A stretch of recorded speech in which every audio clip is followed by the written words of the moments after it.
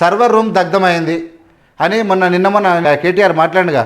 ఇక్కడ ఎఫ్ఎస్ఎల్ అగ్ని ప్రమాదంపై ఎఫ్ఐఆర్లో నమోదైంది. వేల కేసుల సమాచారం అంతా అందులో ఉంది. సైబర్ కేసుల్లోని ఫోరెన్సిక్ ల్యాబ్ నివేదిక కీలక పాత్ర అని చెప్తే ఎస్ఎఫ్ఎల్ డైరెక్టర్ శిఖా గోయల్ ఏం చెప్పిందంటే ఓటుకు నోటు కేసు ఇప్పటికే కోర్టు ముందర ఉంది.